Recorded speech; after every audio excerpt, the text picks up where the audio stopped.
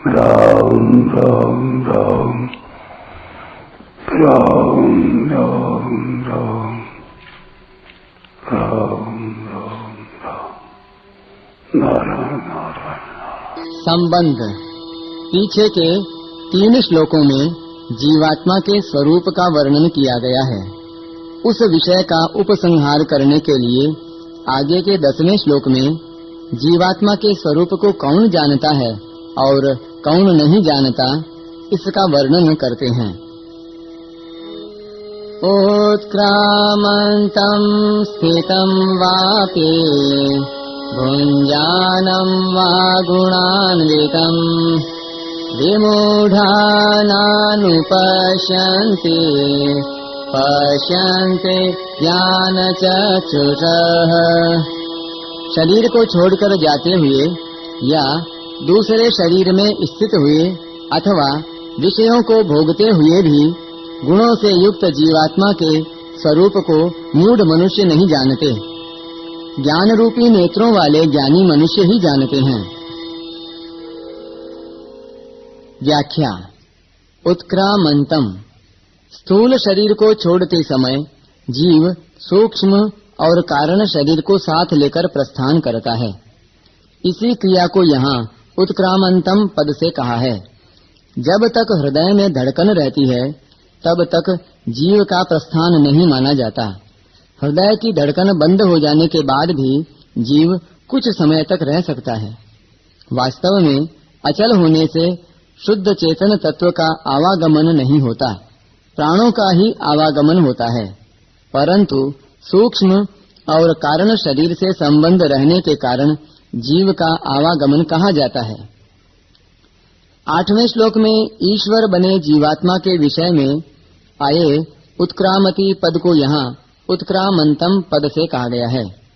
स्थितम वा, जिस प्रकार कैमरे पर वस्तु का जैसा प्रतिबिंब पड़ता है उसका वैसा ही चित्र अंकित हो जाता है।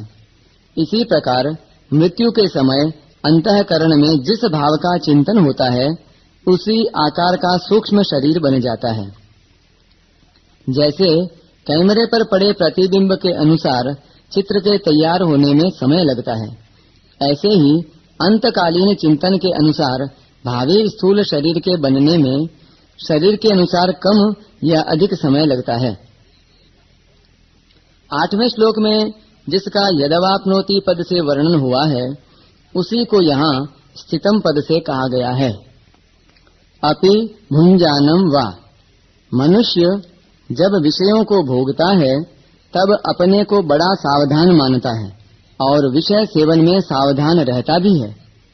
विषयी मनुष्य शब्द, स्पर्श, रूप, रस और गंध, इनमें से एक एक विषय को अच्छी तरह जानता है।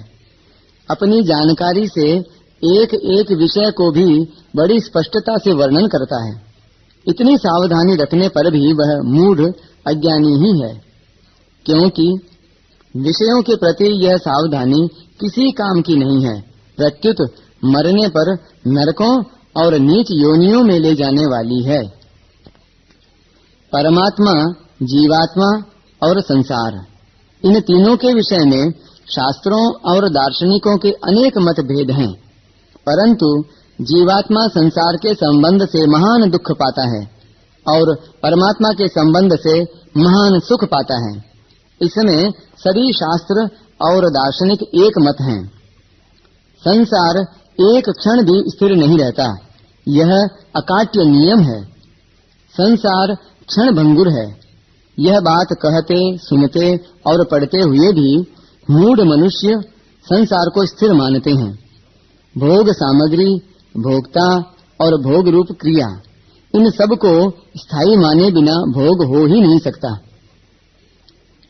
भोगी मनुष्य की बुद्धि इतनी मूढ़ हो जाती है कि वह इन भोगों से बढ़कर कुछ है ही नहीं, ऐसा दृढ़ निश्चय कर लेता है। इसलिए ऐसे मनुष्यों के ज्ञान नेत्र बंद ही रहते हैं। वे मौत को निश्चित जानते हुए भी भोग भोगने के लिए मरने वालों के लोक में रहते हुए भी सदा जीते रहने की इच्छा रखते हैं। अपि पद का भाव है कि जीवात्मा जिस समय स्थूल शरीर से निकलकर सूक्ष्म और कारण शरीर सहित जाता है, दूसरे शरीर को प्राप्त होता है तथा विषयों का उपभोग करता है, इन तीनों ही अवस्थाओं में गुणों से लिप्त दिखने पर भी वास्तव में वह स्वयं निर्लिप्त ही रहता है। वास्तविक स्वरूप में न उत्क्रमण है, न स्थिति है और न भोक्तापन ही है। पिछले श्लोक के विषयानुपसेवते पद को ही यहाँ भुंजानम पद से कहा गया है। गुणान्वितम, यहाँ गुणान्वितम पद का तात्पर्य यह है कि गुणों से संबंध मानते रहने के कारण ही जीवात्मा में उत्क्रमण, स्थिति और भोग ये तीनों क्रियाएं प्रतीत होती हैं। वास्तव में आत्मा का गुणों से संबंध है ही नहीं। भूल से ही इसने अपना संबंध गुणों से मान रखा है, जिसके कारण इसे बारंबार ऊंच नीच योनियों में जाना पड़ता है। गुणों से संबंध जोड़कर जीवात्मा संसार से सुख चाहता है, यह उसकी भूल है। सुख लेने के लिए शरीर भी अपना नहीं है, फिर अन्य की तो बात ही क्या है। मनुष्य मानो किसी न किसी प्रकार से संसार में ही फंसना चाहता है। व्याख्यान देने वाला व्यक्ति श्रोताओं को अपना मानने लग जाता है।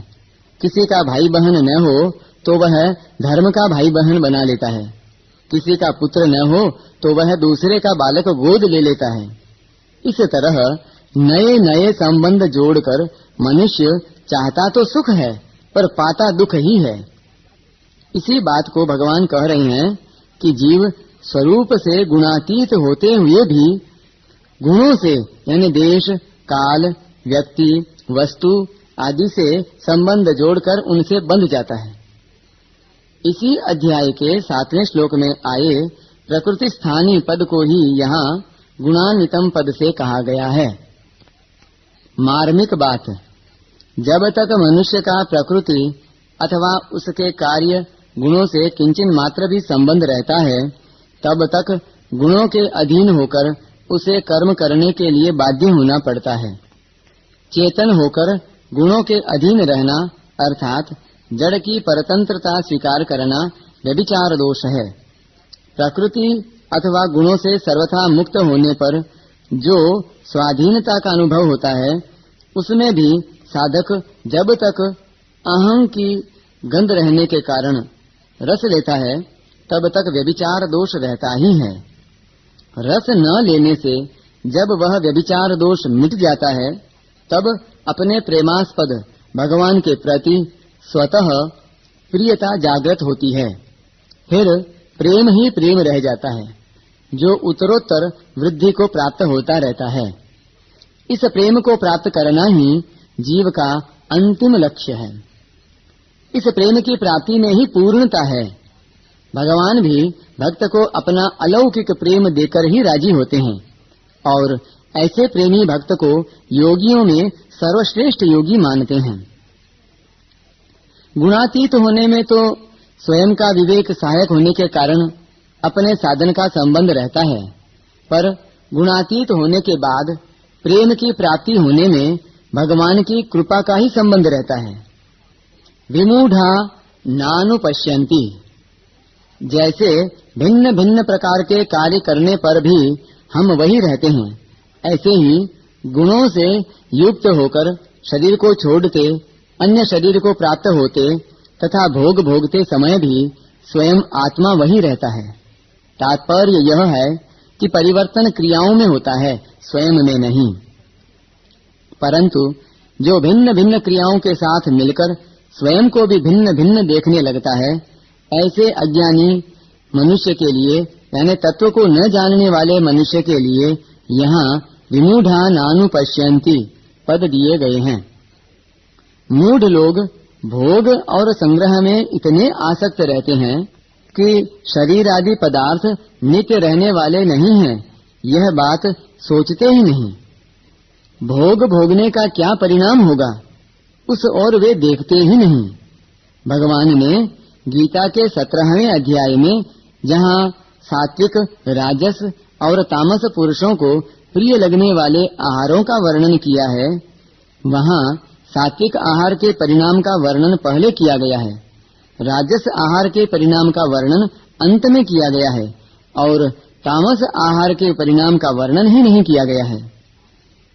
इसका कारण यह है कि सात्विक मनुष्य कर्म करने से पहले उसके परिणाम पर दृष्टि रखता है, यानी फल पर दृष्टि रखता है।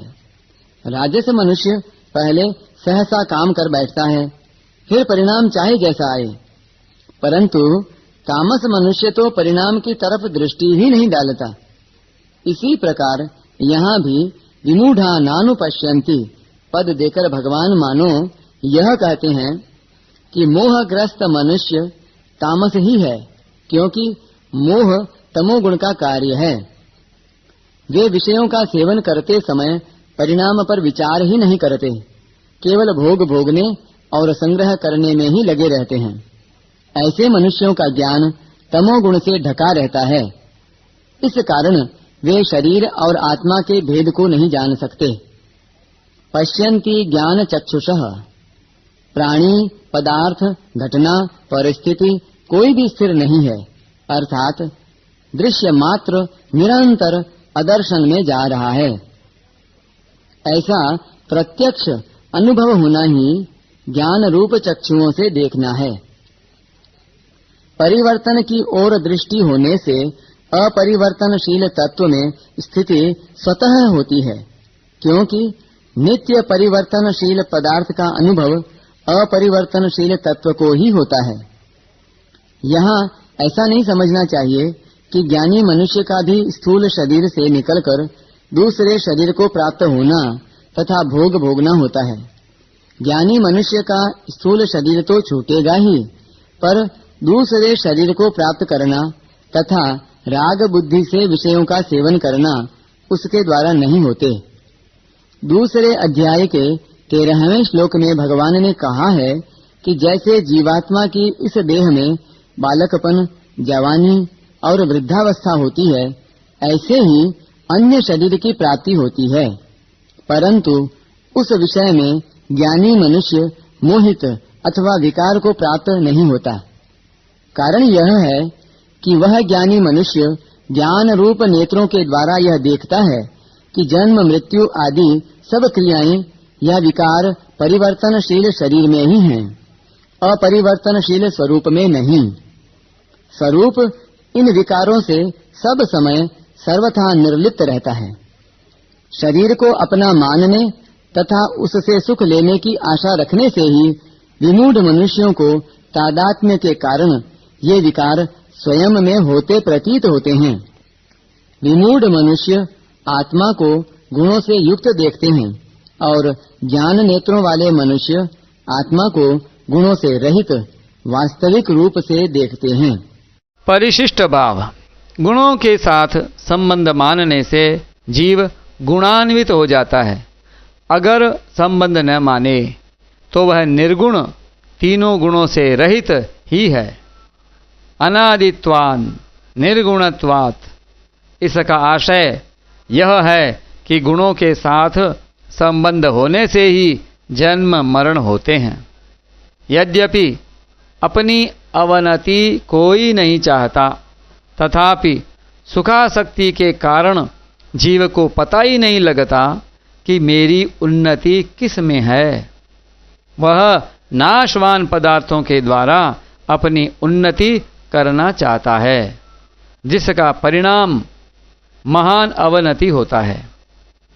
शरीर को छोड़कर जाना, दूसरे शरीर में स्थित होना और विषयों को भोगना, तीनों क्रियाएं अलग अलग हैं, पर उनमें रहने वाला जीवात्मा एक ही है। यह बात प्रत्यक्ष होते हुए भी अविवेकी मनुष्य इसको नहीं जानता, अर्थात अपने अनुभव की तरफ नहीं देखता, उसको महत्व नहीं देता। तीनों गुणों से मोहित रहने के कारण बेहोश रहता है। जीवात्मा किसी भी अवस्था के साथ निरंतर नहीं रहता, यह सबका अनुभव है। इसकी निर्लिप्तता स्वतः सिद्ध है। भगवान ने पिछले श्लोक में 5 क्रियाएं बताई हैं। सुनना, देखना, स्पर्श करना, स्वाद लेना तथा सूंघना। और इस श्लोक में 3 क्रियाएं बताई हैं। शरीर को छोड़कर जाना, दूसरे शरीर में स्थित होना तथा विषयों को भोगना। इन 8 में कोई भी क्रिया निरंतर नहीं रहती, पर स्वयं निरंतर रहता है। क्रियाएं तो 8 हैं, पर इन सब में स्वयं एक ही रहता है। इसलिए इनके भाव और अभाव का, आरंभ और अंत का ज्ञान सबको होता है। जिसको आरंभ और अंत का ज्ञान होता है वह स्वयं नित्य होता है। शरीर का, पदार्थों का, हरेक भोग का संयोग और वियोग होता है। अनेक अवस्थाओं में स्वयं एक रहता है और एक रहते हुए अनेक अवस्थाओं में जाता है। अगर स्वयं एक न रहता तो सब अवस्थाओं का अलग अलग अनुभव कौन करता? परंतु ऐसी बात प्रत्यक्ष होते हुए भी विमूढ़ मनुष्य इस तरफ नहीं देखते।